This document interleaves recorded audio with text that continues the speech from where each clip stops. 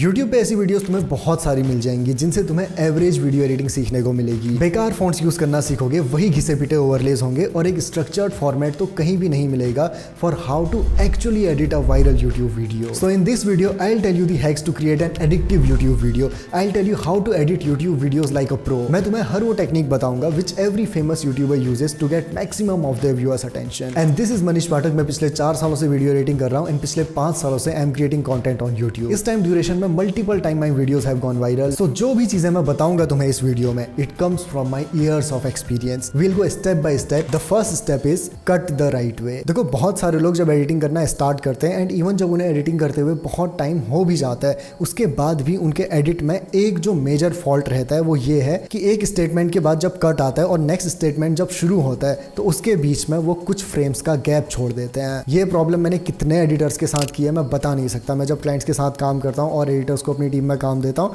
तो मेजरली हर एडिट में ये प्रॉब्लम आ रही होती है। So what you need to do is अपने रॉ फुटेज में कट्स लगाते वक्त जब तुम अपनी रॉ फुटेज से बेकार पार्ट्स को हटा रहे हो, मान लो कहीं पे फंबल हो रहा है, कहीं पे कोई स्टेटमेंट रिपीट हो रहा है, उन पार्ट्स को हटाते वक्त भी you have to implement L cut and J cuts. देखो, बहुत सारे लोग एल कट और जे कट एडिटिंग टेक्निक को म्यूजिक और विजुअल्स के साथ में यूज करते हैं बस, but it has to be implemented along with the dialogues too. If you don't know what an L cut और what a J cut is, तो देखो, एल कट होता है जब तुम्हारा म्यूजिक विजुअल के खत्म होने के बाद भी कंटिन्यू हो रहा होता है, और जे कट होता है जब तुम्हारा ऑडियो विजुअल से पहले आने लग जाता है। एंड इसी चीज को अपने डायलॉग में इंप्लीमेंट करने के लिए you have to cut the video like this. देखो, जैसे एक डायलॉग खत्म होता है और नेक्स्ट डायलॉग शुरू होने की फुटेज कुछ ऐसी दिख रही होती है, तो यहाँ पे तुम्हें क्या करना है, पहले तो ऑडियो और वीडियो को अनलिंक कर दो। दोनों ही पार्ट्स के ऑडियो और वीडियो को अनलिंक करने के बाद नेक्स्ट वीडियो के फ्रेम्स को 1 से 2 फ्रेम तक तुम्हें ट्रिम कर देना है। 1 से 2 फ्रेम तक ट्रिम करने के बाद मेक श्योर कि नीचे जो ऑडियो है उसमें कोई स्पेस ना बचा हो।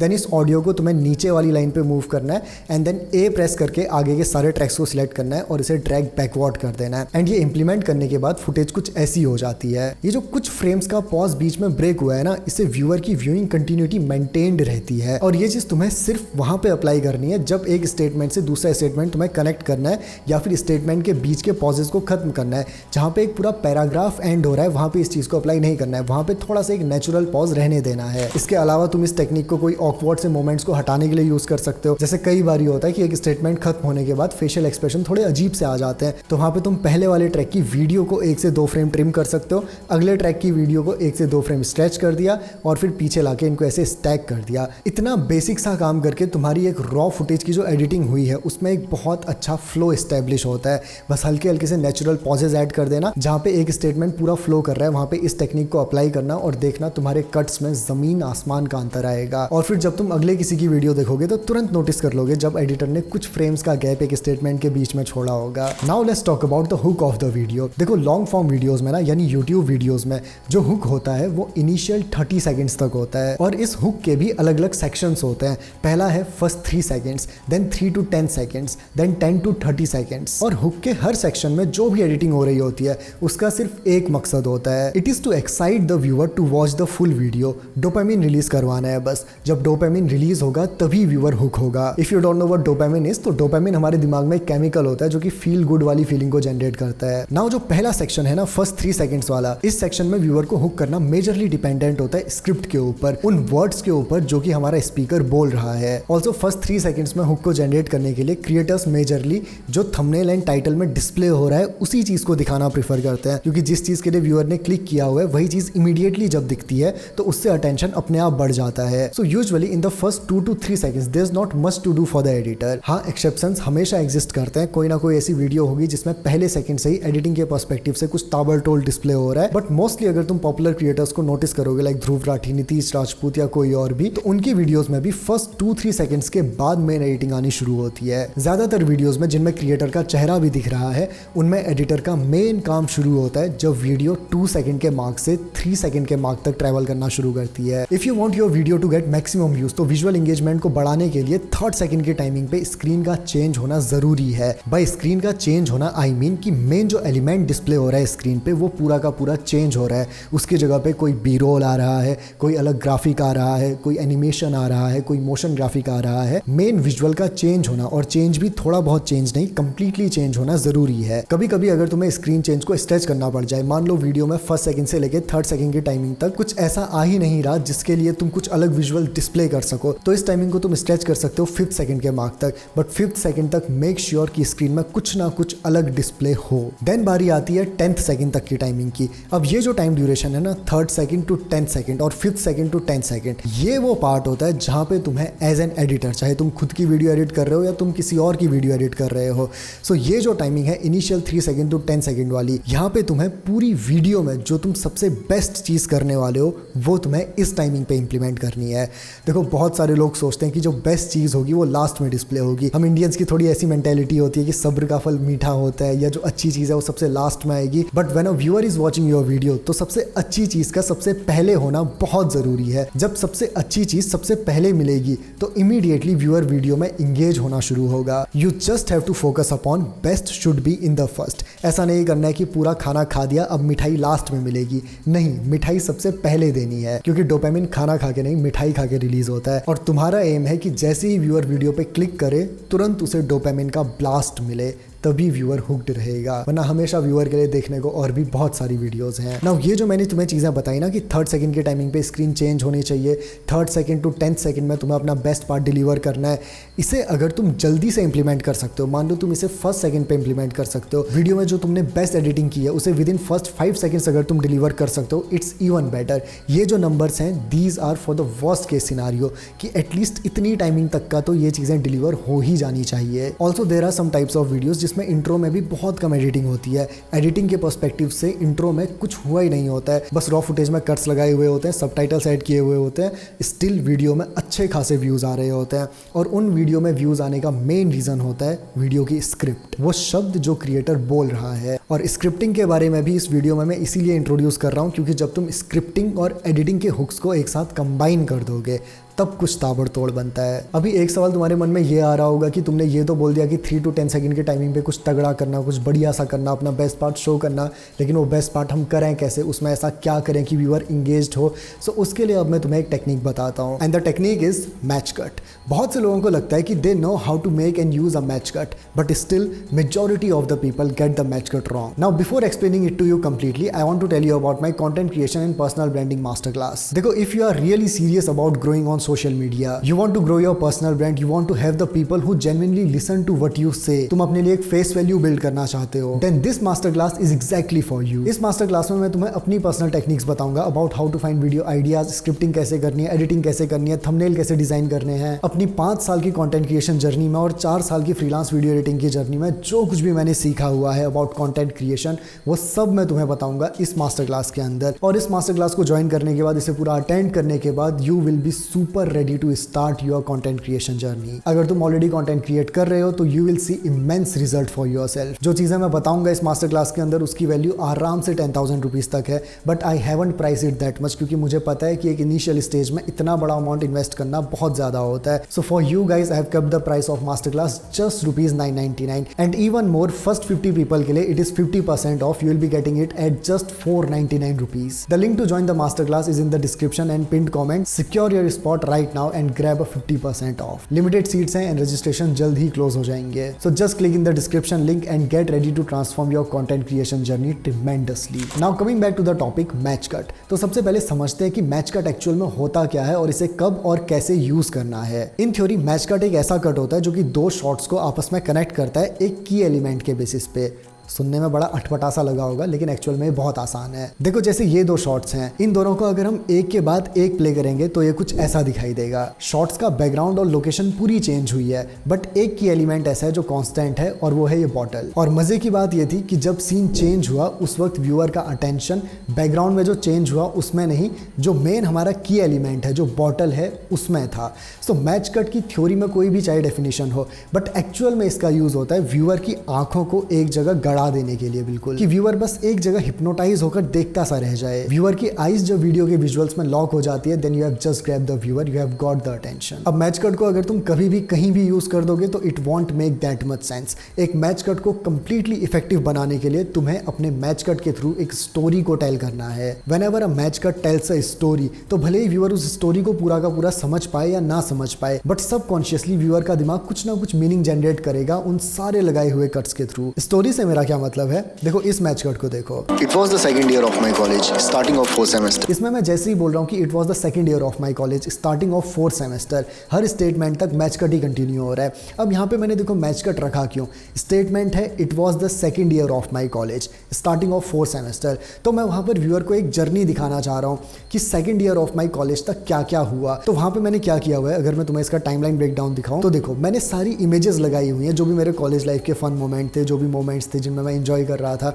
वो सारे मैंने यहाँ पे फोटोज लगाई हुई हैं। और ये एक के बाद एक जो फोटो आ रही है ना, ये फर्स्ट ईयर से लेके सेकंड ईयर तक की मेरी फोटोज आ रही हैं, फर्स्ट ईयर से सेकंड ईयर तक की पूरी जर्नी जा रही है। तो उस मैच कट के थ्रू वो एक स्टोरी कन्वे की जा रही है, शुरू से लेके आखिरी तक का एक सीक्वेंस में पूरा का पूरा चेंज चल रहा है। That's what the story I have depicted through this match cut. अब भले ही ये स्टोरी व्यूअर को कंप्लीटली समझ आए या ना आए, बट उसका माइंड सबकॉन्शियसली कहीं ना कहीं रिलेट करेगा उन इमेजेस के साथ में, और जो अटेंशन यहाँ पे गेन हो रहा होगा it will be way more than just a random match cut. साथ ही साथ देखो मैंने शुरू में बोला था कि people don't know how to use a match cut properly, तो उस प्रॉपरली से मेरा क्या मतलब था, देखो मैंने यहाँ पे इन इमेजेस में एक चीज की हुई है। अगर मैं शुरू की इमेज में आऊँ तो यहाँ पे मैंने रूलर्स लगाए हुए हैं, मेरा एडिटिंग सॉफ्टवेयर प्रीमियर प्रो, और प्रीमियर प्रो में रूलर्स को विजिबल करने के लिए तुम Ctrl+R सिलेक्ट कर सकते हो। Ctrl+R करोगे और साइड से ऐसे ड्रैग करोगे तो तुम्हारी टाइमलाइन में रूलर्स आने लगेंगे। अब देखो पहली इमेज में जो मेरा फेस है वो इस बॉक्स के अंदर आ रहा है। देन ऑन में अगर लास्ट की इमेज में आऊँ तो देखो लास्ट की इमेज में जो मेरा फेस है वो इस बॉक्स के अंदर आ रहा है। अब शुरू की इमेज और लास्ट की इमेज में देखो सर का लेवल मैंने दोनों में सेम रखा हुआ है। पहली इमेज में मेरा फेस थोड़ा सा छोटा है और लास्ट इमेज में मेरा फेस थोड़ा सा इंक्रीज्ड है, स्टोरी का नजदीक आता हुआ दिखा रहा हूँ। फर्स्ट ईयर से हम सेकंड ईयर तक का जा रहे हैं। अब देखो जैसे ही मैं शुरू से लेकर आखिरी तक का प्ले करूंगा तो जितनी भी मैंने इमेजेस लगाई हुई हैं सब में जो मेरा फेस है वो इस छोटे बॉक्स से बड़े बॉक्स की ओर को ट्रेवल कर रहा है। और प्रॉपरली मैच कट को यूज करने में एक और चीज है, इन इमेजेस में अगर तुम ध्यान से देखोगे ना तो मैंने बस अपने फेस पे फोकस रखा हुआ है और बाकी साइड की चीज़ों को ब्लर आउट किया हुआ है। तो जब भी तुम अपना मैच का टेक्स्ट में अप्लाई कर रहे हो, इमेजेस में अप्लाई कर रहे हो, वीडियोस में अप्लाई कर रहे हो, सो मेक श्योर कि जो मेन फोकस एलिमेंट है सिर्फ वही फोकस में रहे, बाकी की चीज़ों को हल्का सा ब्लर आउट कर दो। इवन इसके बाद भी जब मैंने देखो 4th सेमेस्टर लिखा हुआ दिखाया है, इसमें भी मैच कट है, अलग अलग तरीके के फॉन्ट्स यहाँ पे आ रहे हैं और इन्हें मैंने हैंड रिटन भी इसीलिए किया हुआ है क्योंकि मैं कॉलेज लाइफ को डिपिक्ट कर रहा हूँ। कॉलेज में जैसे हम पेन से लिखते हैं ना, तो थोड़ा सा उस फील को दिखाने के लिए मैंने वहाँ पर हैंड रिटन फॉन्ट को यूज़ किया हुआ है। और फिर इस 4th सेमेस्टर में भी जो मैच कट आ रहा है उसमें सिर्फ 4th सेमेस्टर में फोकस है, बाकी का पूरा बैकग्राउंड मैंने ब्लर किया हुआ है। सिर्फ एक चीज होगी टू फोकस अपॉन, तो अपने आप ही व्यूअर की आंखें वहां पर पूरी फोकस्ड हो जाएंगी। इसी तरीके से मैंने मैच कट को अपनी इस वीडियो में भी यूज किया हुआ था। जब मैं वीडियो एडिटिंग बोलता हूं तो फिर ये मैच कट यहाँ पे डिस्प्ले होता है। तो मैंने सीखना चालू किया वीडियो एडिटिंग।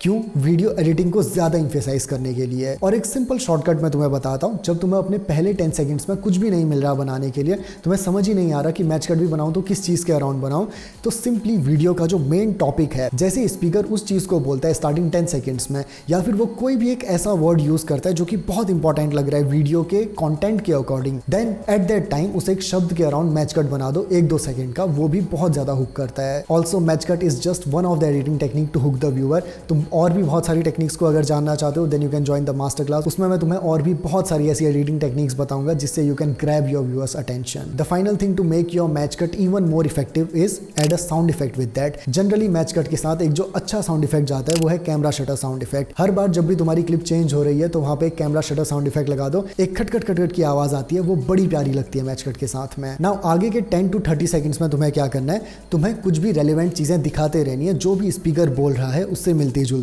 हर 3-4 सेकंड में कुछ ना कुछ डिस्प्ले करते रहो, बस स्क्रीन को ज़्यादा देर तुम्हें खाली नहीं रहने देना है, क्योंकि this is the crucial moment for you to grab the viewers attention. तो आगे 30 सेकंड के मार्क तक तुम्हें कुछ रेलिवेंट विजुअल्स दिखाने हैं। अगर तुम कुछ क्रिएटिव कर सकते हो it will be way much better. कुछ वहाँ पे क्रिएटिव इंप्लाई करके देखो। You just have to focus upon making the first 30 seconds very engaging. और वेरी इंगेजिंग का मतलब ये नहीं है कि तुम्हें ओवर एडिट कर देना है, डोंट डू ओवर एडिटिंग। बस इतनी एडिटिंग करनी है जो कि एडिक्वेट अमाउंट तक का सही लग रही है, जो कि व्यूअर को बहुत ज़्यादा ही स्ट्रेस्ड आउट भी ना कर दे कि बस एडिटिंग ही एडिटिंग दिख रही है, ऐसा ना हो। Your editing should make sense, और वो एडिटिंग सेंस बना रही है कि नहीं वो कैसे पता चलता है, जब तुम वीडियो के फर्स्ट 30 सेकंड्स में व्यूअर को एक्साइट कर देते हो to watch the complete video. That's when you have done your job. First 30 seconds में तुम्हारा बस एक ही काम है, तुम्हें बस व्यूअर को एक्साइट कर देना है पूरी वीडियो देखने के लिए। व्यूअर को बस वीडियो देख के हो जाए this is what I want, वो वाव वाली फीलिंग में चले जाए तुम्हारी एडिटिंग को देख के, या फिर एक कंटेम्पलेटिव स्टेट में चले जाए, क्वेश्चन आने लग जाए उसके दिमाग में कि ये क्यों होता है, ऐसा क्यों होता है, वैसा क्यों होता है, या फिर एक क्यूरियोसिटी स्पार्क हो जाए कि आगे क्या हुआ। The crux is you just have to get them excited to watch the complete video, और ये चीज सिर्फ वीडियो के हुक में ही अचीव होती है। See your video is not a video, think your video in terms of story. हम as a human beings कहानियों को याद रखते हैं। इवन मोर जब हम कोई मूवी देख के आते हैं तो उसकी एडिटिंग की बात नहीं कर रहे होते जनरली कि क्या कमाल की एडिटिंग थी उसमें, हम जनरली उसकी कहानी की बात कर रहे होते हैं कि ये हुआ, फिर ये हुआ, फिर वो हुआ। सो एडिटिंग से भी तुम्हारा मेन फोकस होना चाहिए कहानी को और ज़्यादा इम्फेसाइज करने की ओर। अच्छी एडिटिंग वो होती है जो व्यूअर का ध्यान ज़्यादा एडिटिंग की ओर नहीं, कहानी की ओर ज़्यादा लेकर के जाए। और एज एन एडिटर तुम ये सीखना चाहते हो कि मैं फर्स्ट 30 सेकंड्स में ऐसा क्या करूं कि व्यूअर के दिमाग में क्यूरियोसिटी स्पार्क हो जाए आगे पूरी वीडियो देखने के लिए, तो the best place to learn this is from movies. आधे से ज़्यादा वीडियो कंप्लीट हो भी चुकी है और अभी तक हम वीडियो के फर्स्ट 30 सेकंड्स में ही हैं, बट कोई बात नहीं, एक्चुअल में फर्स्ट 30 सेकंड्स ही सबसे ज़्यादा इंपॉर्टेंट होते हैं, आगे की वीडियो में उतना ज़्यादा कुछ नहीं करना होता। देखो, तुम जब भी किसी एक तगड़ी मूवी को ऑब्जर्व करोगे ना, वो मूवी जो बहुत हिट जाती है उसमें तुम्हें एक चीज़ बहुत कॉमन मिलेगी। अब मूवी की टाइमिंग क्योंकि बहुत लंबी होती है, 2 घंटे 2.5 घंटे की मूवी होती है, तो मूवी में जो फंडा रहता है ना हुक करने वाला, वो एक्चुअल में होता है फर्स्ट 10 मिनट्स तक का। यूट्यूब वीडियोस पे चल रहा है फर्स्ट 30 सेकंड, मूवीज़ में थोड़ा सा लंबा होता है क्योंकि मूवीज़ में एक बहुत लंबी कहानी के लिए व्यूअर को हुक करना होता है, तो वहाँ पे टाइमिंग थोड़ी सी बड़ी रहती है। लेकिन तुम किसी भी अच्छी मूवी में ये चीज़ ऑब्जर्व करके देखना, वो तुम्हें एक सवाल के साथ छोड़ देते हैं in the beginning of the movie only, और आगे जो तुम मूवी को देख रहे होते हो उस सवाल का आंसर जानने के लिए देखते हो कि ये क्या हुआ। एग्जाम्पल के लिए देखो रॉकस्टार का जो शुरुआती सीन आता है ना, मुझे कुछ धुंधला धुंधला सा याद आ रहा है अभी। वो कहीं से भाग के आ रहा होता है, पुलिस उसके पीछे पड़ी होती है और फिर वो स्टेज पे जाके गाना गाना शुरू करता है, बोलता है जो भी मैं, फिर कट होता है, देन सीधा उसके कॉलेज डेज में आ जाते हैं। और अपने कॉलेज डेज में वो एक ऐसा बंदा होता है जो थोड़े नोबिता टाइप के होते हैं, तो व्यूअर के दिमाग में एक इमीडिएट क्वेश्चन आ जाता है कि ऐसा क्या हुआ कि वो यहाँ से यहाँ चले गया और फिर वहाँ पे जाके ऐसी कुछ सिचुएशन हो रही है कि पुलिस उसके पीछे पड़ी हुई है। अब आगे व्यूअर जो देख रहा है उस सवाल को जानने के लिए ही देख रहा है। सो ऐसी ही कुछ कुछ चीज़ें तुम्हें अपने एडिट के थ्रू करनी है। ऐसे कट्स लगाओ which leave a question for the viewer to know the story ahead. अब ये काम तुम्हारे लिए, तुम और भी ब्लॉकबस्टर मूवीज को ऑब्जर्व करके देखना, बॉलीवुड हॉलीवुड कुछ भी हो, तुम्हें ये पैटर्न हमेशा नोटिस करने को मिलेगा कि फर्स्ट 5 to 10 मिनट्स में ही तुम्हें एक स्ट्रॉन्ग रीजन मिल रहा है to watch the movie completely. तुम्हारे दिमाग में एक क्वेश्चन स्पार्क किया जा रहा है कि ये क्या हुआ, अब जानने के लिए आगे देखो। बाय द वे, अगर कंटेंट अच्छा लग रहा है then you can give me a follow on Instagram पे फॉलोअर्स बड़े कम हैं, सपोर्ट की सख्त ज़रूरत है। इंट्रो अभी हमारा पूरा क्राफ्ट हो चुका है, बट अभी एक चीज़ इसमें ऐड करनी बची हुई है, और ये एक चीज़ ऐसी है जो तुम्हारे इंट्रो का स्तर यहाँ से सीधा यहाँ पहुँचा सकती है, एक सेम एडिटेड इंट्रो का लेवल। ये चीज़ क्या है मैं वीडियो की एंडिंग में तुम्हें बताऊंगा, तो इसके लिए वीडियो को एंड तक जरूर देखते रहना। अब फर्स्ट 30 सेकंड्स की तो बात हो गई, let's focus upon the first 1 minute now. देखो, फर्स्ट 30 सेकंड्स को वेल क्राफ्ट करने के बाद एक स्मार्ट एडिटर क्या करता है, एक स्मार्ट एडिटर फिर चीज़ें कम करनी शुरू कर देता है। कभी भी एक यूट्यूब वीडियो को बनाते वक्त एज एन एडिटर जो तुम्हारी सबसे ज़्यादा मेहनत जाने वाली है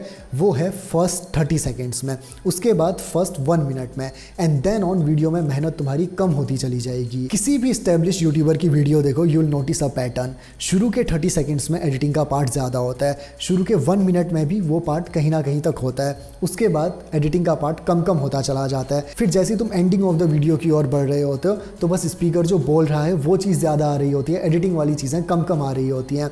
फिर ग्राफिक्स सिर्फ उन जगहों पे आ रहे होते हैं जहाँ पे दिखाना नेसेसरी है। शुरू में ग्राफिक्स हर उस जगह पे आ रहे होते हैं जहाँ पे व्यूअर को हुक करना ज़रूरी है, और बाद में ग्राफिक्स सिर्फ उस जगह पे आ रहे होते हैं जहाँ पे ग्राफिक्स का दिखना ज़रूरी है। अब ये करने का भी एक स्ट्रॉन्ग रीज़न है, शुरू में जब तुमने मेहनत करके व्यूअर को अच्छे से ग्रैब कर दिया है, now you don't need to do much of the things, क्योंकि व्यूअर ऑलरेडी वीडियो में इन है। अब वो वीडियो में क्या हो रहा है, क्या चीज़ें बताई जा रही हैं, उन चीज़ों के लिए वीडियो को देख रहा है। अब 30 सेकंड के बाद शुरू के 1 मिनट के लिए तुम्हें क्या करना है, 4 से 5 सेकंड की टाइमिंग के बाद तुम कुछ एक बी रोल लगा सकते हो, कोई ओवरले यूज़ कर सकते हो, टेक्स्ट पॉपअप कर सकते हो।